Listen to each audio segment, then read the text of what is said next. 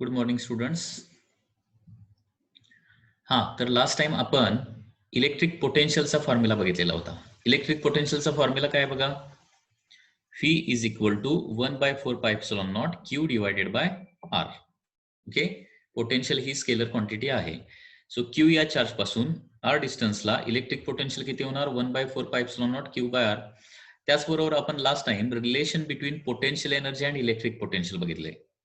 Relation between potential energy and electric potential. तर ते relation काय येतं, तर electrical potential energy is equal to electric potential into charge येतं. ओके, इलेक्ट्रिक पोटेन्शियल एनर्जी काय येतं, तर इलेक्ट्रिक पोटेन्शियल इंटू चार्ज येतं. ठीक आहे. आता याच्यावर एक दोन न्यूमरिकल्स आपण बघूया थोडेसे. Numerical question is like this. A point charge of 30 microcoulomb is placed in vacuum. Okay, 30 मायक्रोकुलमचा पॉइंट चार्ज व्हॅक्यूम मध्ये ठेवलेला आहे and A point P is at a distance of 10 centimeter from it. Okay, तर काय find out करायचं आहे, electric potential find out करायचं आहे. फाइंड और calculate electric potential at P.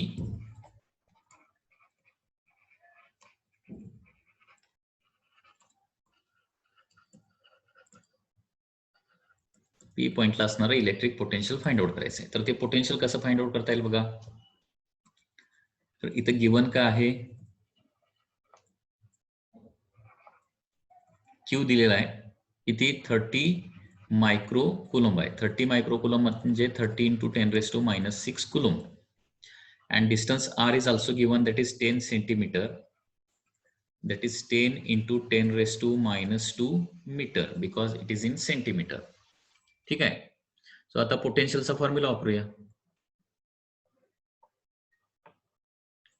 We know that Phi is equal to 1/4 pi epsilon naught Q divided by distance. Okay, Q by distance. Phi is equal to, आता 1/4 pi epsilon not ची value तुम्हाला माहिती पाहिजे. It is 9 into 10⁻⁹. Charge कितना है, 30 into 10⁻⁻6 है. 30 into 10⁻⁻6 divided by distance कितना है, that is 10 into 10⁻⁻2 metre.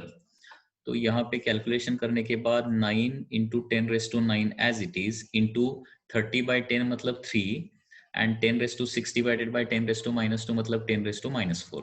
So potential यहाँ पे 9 3s are 27 into 10⁻5. Okay, correct है ना. 27 into 10⁻5 वोल्ट पोटेंशियल आ जाता है. Okay, that is your answer. Now there is one more question that is given in the textbook. Text में question क्या दिया है, देखिए example 8.6 है ये. Example 8.6. A wire is bent in a circle of radius 10 centimeter. Okay, and it is given a charge of 250 microcoulomb. तो यहाँ पे क्या है, एक सर्कल है, सर्कल या फिर रिंग है, like this. A wire is bent in a circle of radius 10 centimeter. Radius 10 centimeter, and it is given a charge of 250 microcoulomb. It is given a charge of 250 microcoulomb. Okay, what is the electric potential at the center of this circle? म्हणजे या रिंगच्या सेंटरला potential किती असेल ते find out करायचं आहे. How to find out this. Now देखिए 250 microcoulomb charge जो रिंग पर है. Okay, so from that charge वो सेंटर जो है कितने डिस्टेंस पर है, 10 सेंटीमीटर पर है.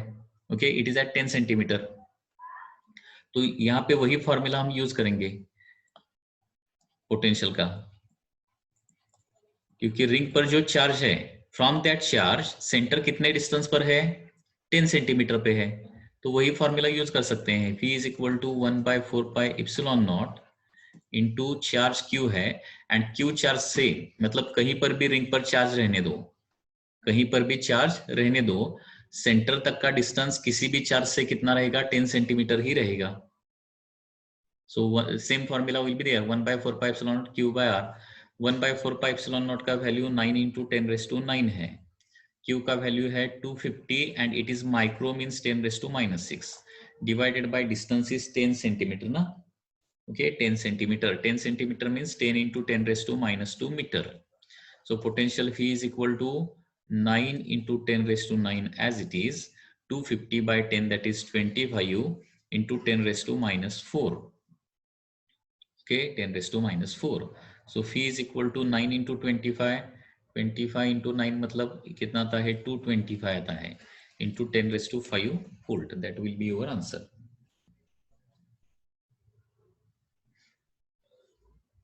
Okay.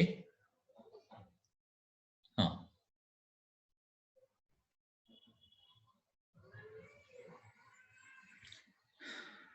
अभी नेक्स्ट हम electric potential due to electric dipole का डेरिवेशन देखने वाले हैं.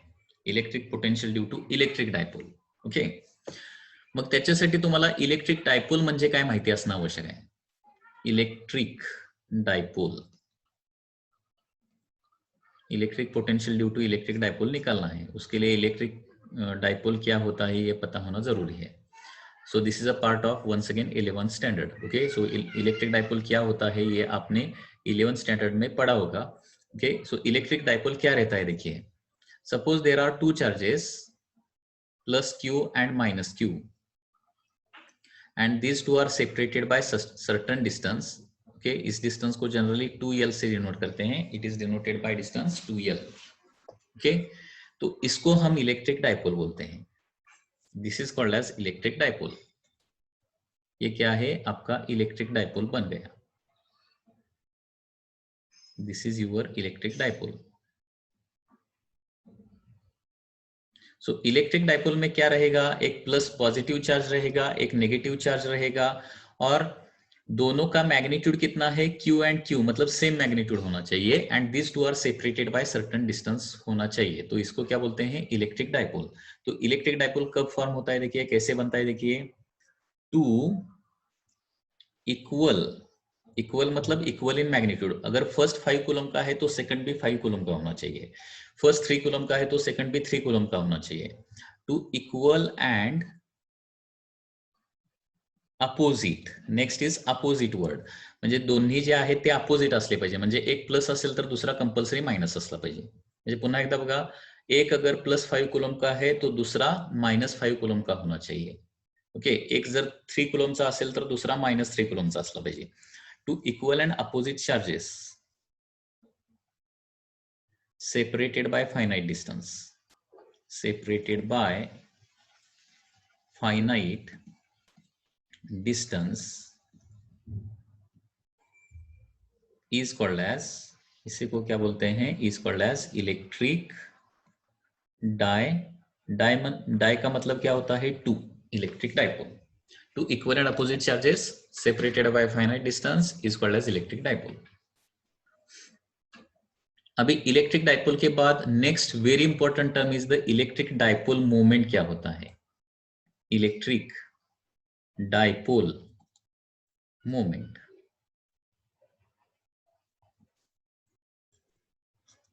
Electric dipole moment. ओके, इसका डेफिनेशन देखिए क्या है. अभी electric dipole moment, it is defined as, electric dipole moment is defined as product of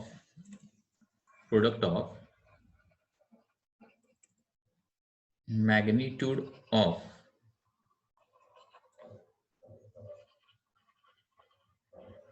charges and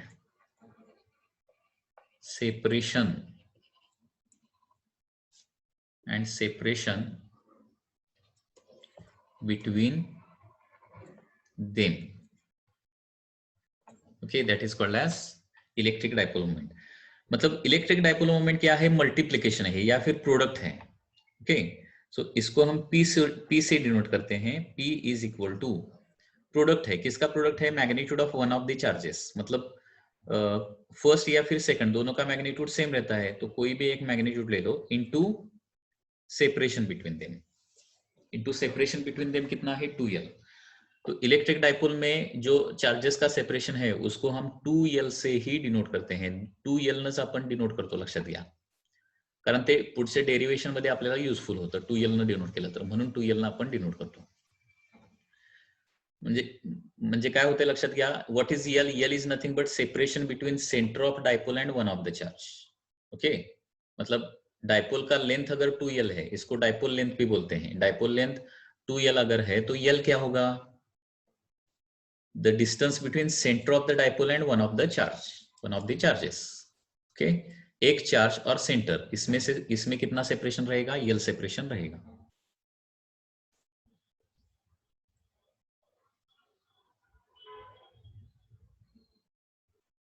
Q into 2L, and it is a vector quantity. It is a vector quantity. मतलब electric dipole moment क्या रहता है? Vector quantity रहता है. Electric dipole moment कैसा calculate करना समझ में आया क्या? देखिए, अगर एक चार्ज 5 कूलम का है एंड दूसरा चार्ज -5 कूलम का है, दोनों में सेपरेशन अगर 10 मीटर का है, तो इलेक्ट्रिक डाइपोल मोमेंट कितना बन जाएगा? 5 into 10 that is 50 coulomb metre. Okay, electric dipole moment कितना है? 50 coulomb metre. So one charge into separation between them. It is a vector quantity. अगर वेक्टर है तो इसको डायरेक्शन आ जाएगा. तो डायरेक्शन कैसा रहता है? देखिए, direction of the electric dipole moment, direction रहता है from negative charge towards the positive charge. From negative, okay, negative to positive charge.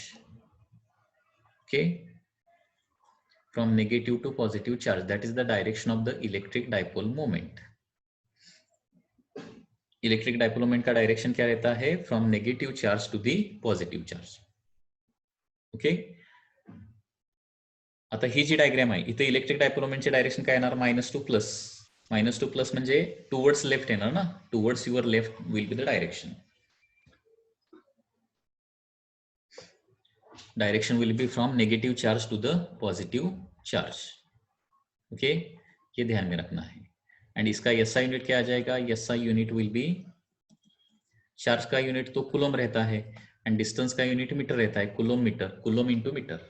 Coulomb metre will be the SI unit of the electric dipole moment. म्हणजे electric dipole वेगळं आणि electric dipole moment वेगळं. त्याच्यामुळे exam मध्ये डायपोलची definition आली तर डायपोलचीच definition लिहा, आणि मोमेंटची आली तर ते प्रोडक्टची डेफिनेशन लिहा, नाहीतर मिस्टेक होईल तिथं. हा, आता एक इम्पॉर्टंट डेरिवेशन आपल्याला बघायचं आहे. Board point of view, this is a very very important derivation. Okay, derivation is like this. Obtain expression for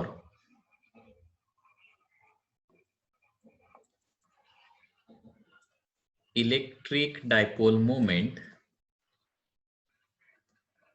electric potential. Obtain expression for electric potential due to electric dipole. Last time काय केलं होतं आपण?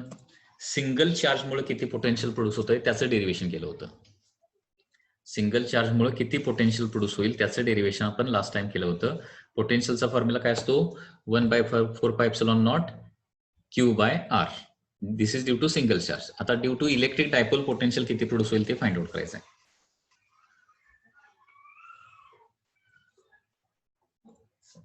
Okay, suppose there are two charges of the electric dipole, that is -Q and +Q. These are the two charges, and these two charges are separated by distance. You know this distance, is distance को क्या बोलते हैं? 2L बोलते हैं. तो यहाँ पे suppose क्या है? उस डायपोल का सेंटर है, सेंटर. ओके, तो O से +Q का डिस्टेंस L रहेगा, O से -Q का डिस्टेंस L रहेगा. End from this electric dipole, ये इलेक्ट्रिक डायपोल है ना, माइनस चार्ज प्लस चार्ज मतलब इलेक्ट्रिक डायपोल. और यहां से इस डाइपोल के नजदीक क्या है, यहां पे एक पॉइंट पी है। पॉइंट पी कैसा है देखिए,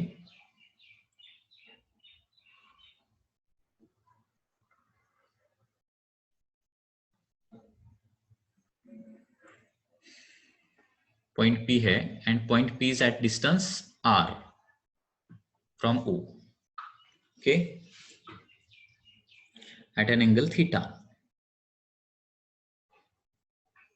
at an angle theta with electric dipole.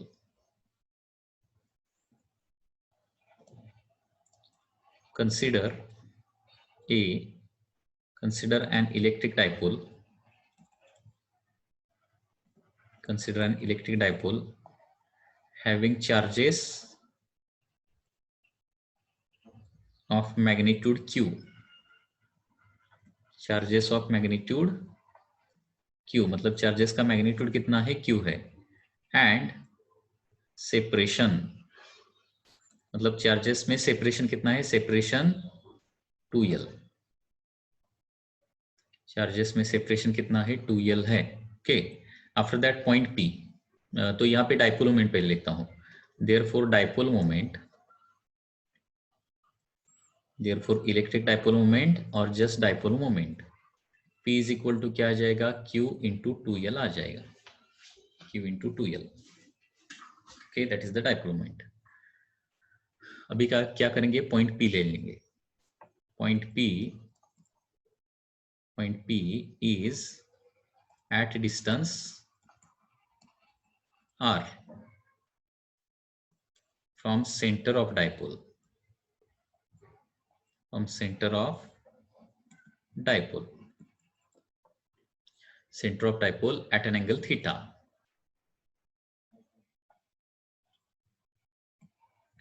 with dipole, ठीक है। अभी क्या करना पड़ेगा, यहाँ पे potential due to single point charge का फॉर्मूला हमें पता है, वो फॉर्मूला यूज करेंगे। मतलब first due to plus Q, मतलब प्लस क्यू से पी पॉइंट पर पोटेंशियल कितना प्रोड्यूस हो जाएगा वो निकालेंगे, एंड उसके बाद माइनस क्यू से पोटेंशियल कितना प्रोड्यूस होता है वो निकालेंगे, ठीक है। तो यहाँ पे सपोज अभी Q से P तक का डिस्टेंस सपोज कितना है, अभी R1 है, end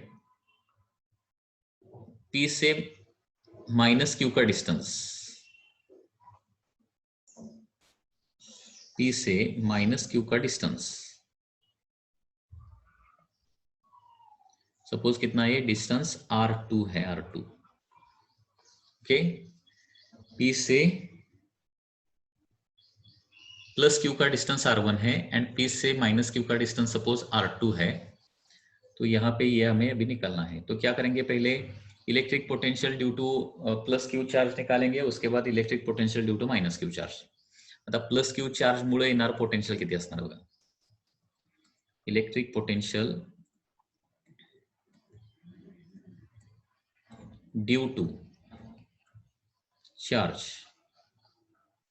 plus Q phi is equal to 1 by 4 pi epsilon naught into Q divided by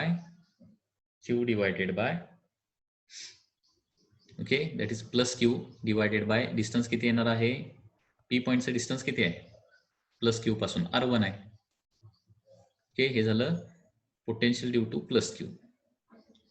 उसके बाद electric potential due to minus Q,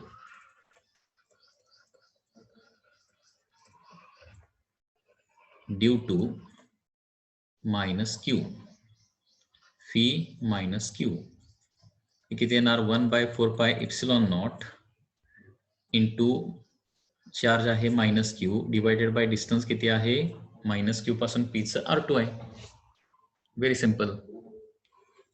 इथपर्यंत कोणाला काय डाऊट आहे का बघा, खूप इझी आहे। Point P is at a distance R from the centre of dipole आहे, P चं R1 म्हणजे P चं प्लस Q पासून डिस्टन्स सपोज R1 आहे आणि P चं माइनस Q पासून डिस्टन्स सपोज R2 आहे, तर P पॉइंटला प्लस Q मुळे प्रोड्यूस होणारं पोटेंशियल असणार 1 by 4 pi epsilon naught Q by R1 आणि माइनस Q मुळे प्रोड्यूस होणार किती असणार, 1 by 4 pi epsilon naught minus Q by R2। So आता पोटेन्शियल स्केलर क्वांटिटी आहे, त्याच्यामुळे पी पॉइंटचं रिजल्टंट पोटेंशियल म्हणजे काय करावं लागेल, क्या करना पड़ेगा, ओनली अल्जेब्रिक सम लेना पड़ेगा. Okay, so therefore total potential at point P, total potential at point P, phi is equal to potential due to plus q charge plus potential due to minus q charge. Potential due to plus q charge plus potential due to minus q charge.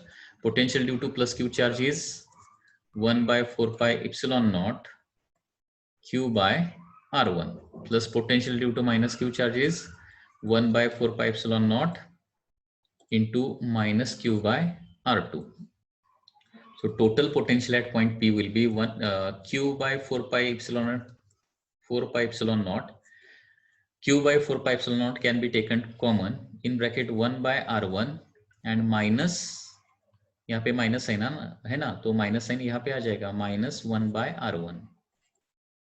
Okay, so this is the total potential at point P, q by 4 pi epsilon naught in bracket 1 by r1 minus 1 by r2.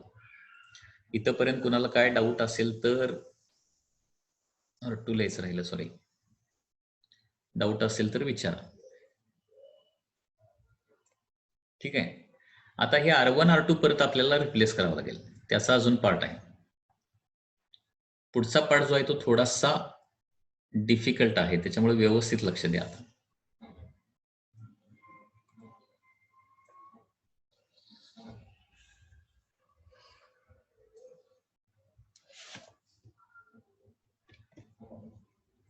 आता 1 by r1 आणि 1 by r2 काढूया. 1 by r1 and 1 by r2 find out करायचं आहे. ठीक आहे,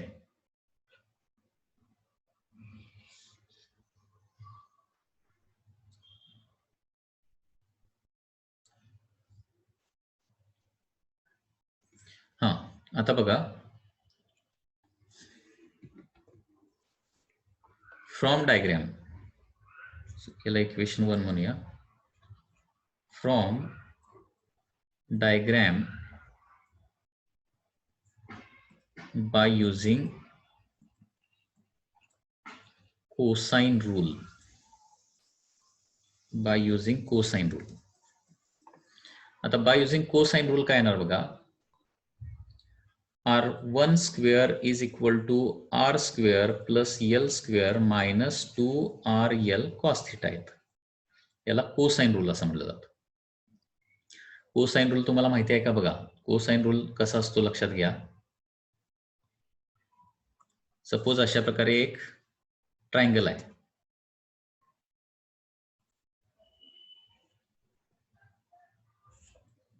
suppose there is a triangle like this. Okay, आता ही side x आहे, ही side y आहे, ही साइड z आहे आणि हा अँगल थीटा आहे. ओके, हा अँगल थीटा आहे. तर कुठल्याही प्रकारच्या ट्रायंगलला आपण कोसाइन रूल यूज करू शकतो. व्यवस्थित लक्ष द्या, कोसाइन रूल काय आहे. कुठल्याही ट्रायंगलला कोसाइन रूल यूज करू शकतो. आणि कोसाइन रूल काय सांगतो, समजा 3 ट्रायंगलच्या साइड एक्स वाय झेड असतील आणि इथे एक अँगल थीटा असेल, तर थीटाच्या समोरची साइड कुठली आहे बघायची. थीटाच्या समोरची साइड कुठली आहे, वाय आहे. तर Y square is equal to काय, तर राहिलेल्या दोन साइडचा square, X square plus Z square minus 2xz cos theta. याला काय म्हटलं जातं, कोसाइन रूल असं म्हटलं जातं. Minus 2xz cos theta. लक्षात येते का बघा, याला कोसाइन रूल असं म्हणायचं. पुन्हा एकदा बघा, समजा अशा प्रकारे एक ट्रायंगल असेल, समजा इथं अँगल काय असेल, थीटा असेल. ही साइड ए आहे, ही साइड बी आहे, ही साइड सी आहे. ठीक आहे, तर थीटाच्या समोरची साइड कुठली आहे, ए स्क्वेअर, ए आहे. तर A square is equal to काय येणार आहे, B square plus C square, okay, minus 2bc cos of theta. Okay, याला काय म्हणतो आपण, कोसाइन रूल असं म्हणतो. तर हा कोसाइन रूल अगोदर लक्षात आला का बघा.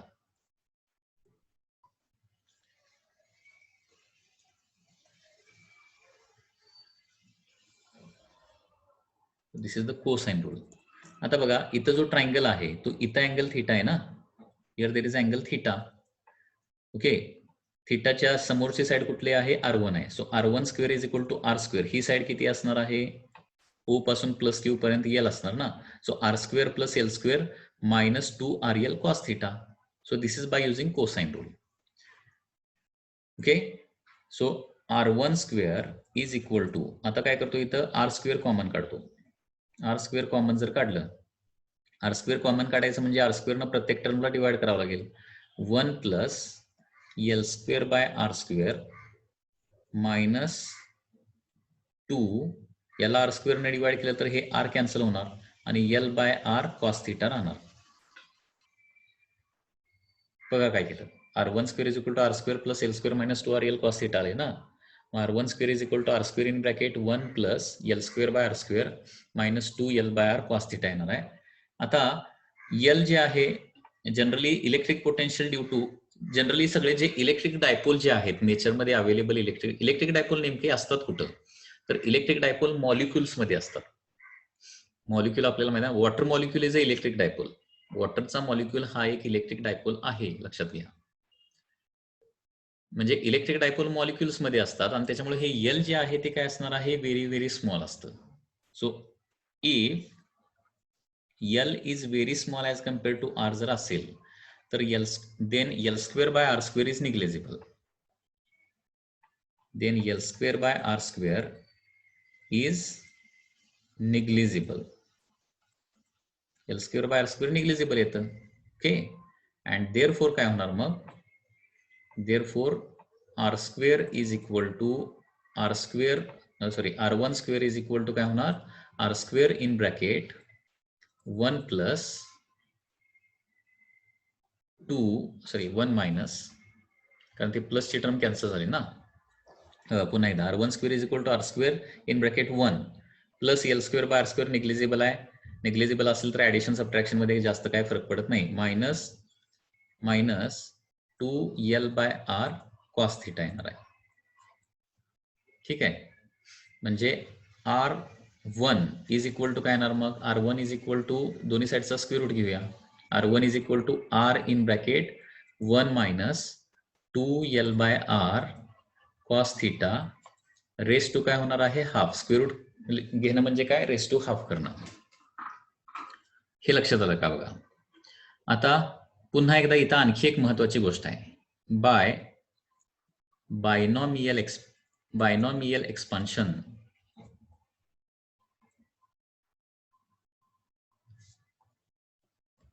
सॉरी जस्ट अ मिनिट, अगोदर 1 बाय R1 काढूया आणि मग बायनॉमियल एक्सपान्शन घेऊया. Therefore 1 by R1 is equal to 1 by R in bracket 1 minus 2L by R cos theta raise to minus half होणार. लक्षात येते का, कारण 1 बाय R1 आपल्याला पाहिजे ना, इथं पोटेन्शियल काढायला 1 बाय R1 माहिती पाहिजे आपल्याला, बरोबर आहे ना.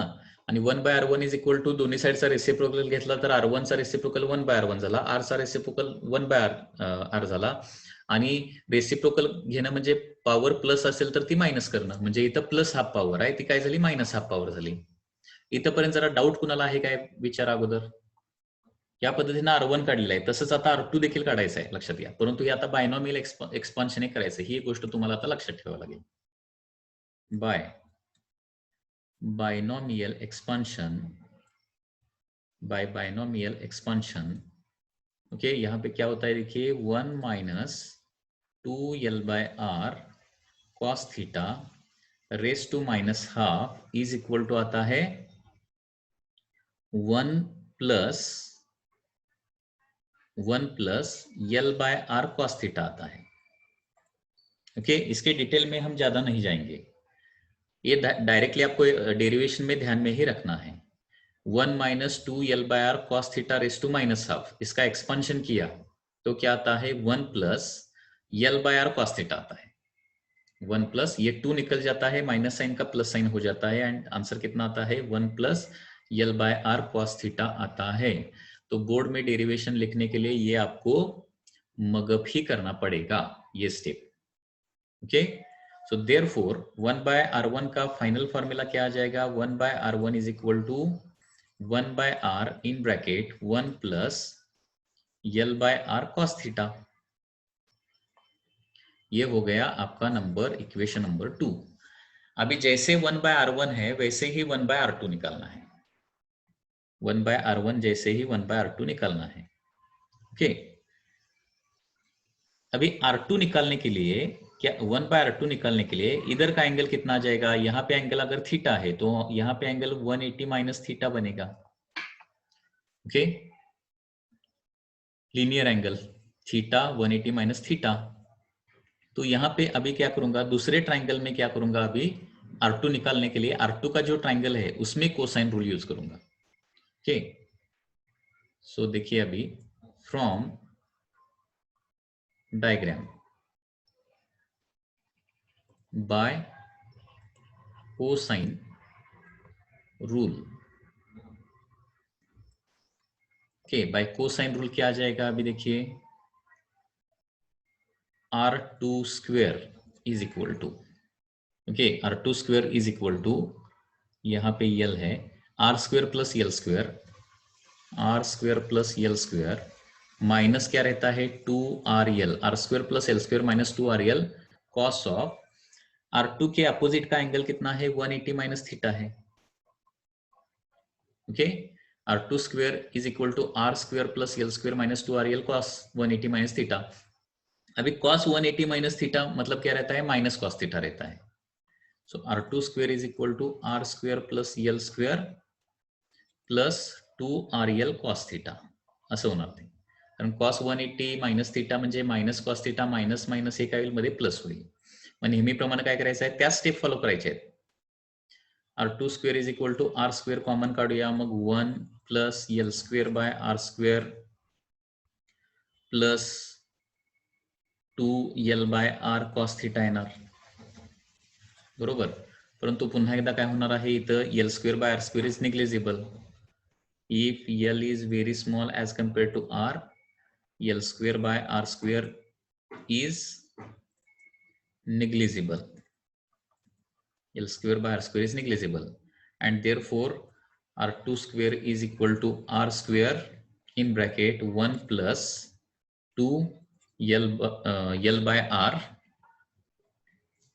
cos theta. Okay, so therefore R2 is equal to काय येणार आहे, दोन्ही साईडचा स्क्वेअर रूट घेतला तर R2 is equal to R in bracket 1 plus 2L by R cos theta raised to half.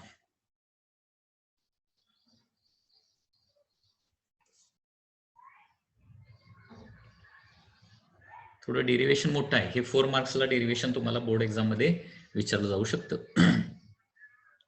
आता 1/r2 काढूया, कारण 1/r2 फायनली पाहिजे ना आपल्याला. 1/r2 is equal to 1/r in bracket 1 plus 2L by R cos theta raise to काय होणार, reciprocal घ्यायचं म्हणजे प्लस हाफचं मायनस हाफ होणार. आणि आता once again by binomial expansion,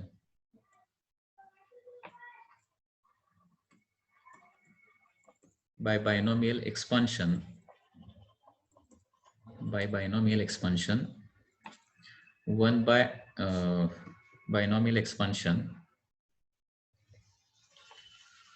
1 plus 2L by R cos theta raised to minus half is coming to be 1 minus, okay, 1 minus L by R cos theta.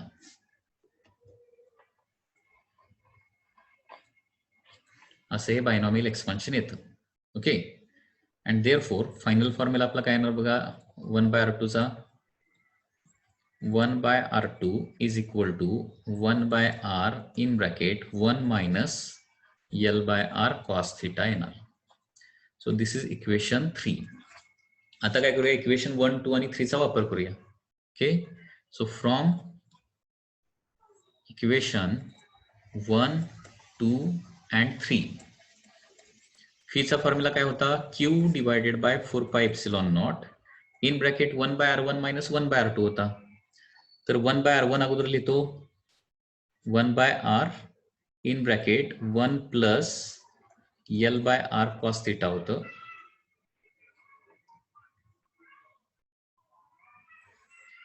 minus 1 by r in bracket 1 minus L by r cos theta.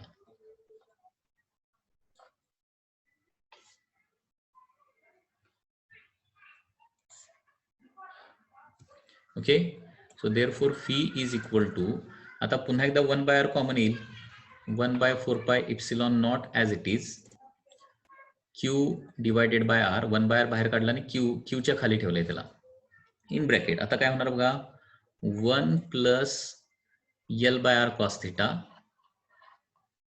Minus 1. Okay, minus sign आतमध्ये apply केल्यावर काय होणार, 1 by r तर बाहेर आलं, minus sine ब्रॅकेटच्या बाहेर आहे, ब्रॅकेटच्या बाहेर मायनस 1 आहे म्हटल्यानंतर मायनस साईन अप्लाय केल्यानंतर -1 आणि मायनस मायनस काय होणार आहे, plus L by r cos theta होणार.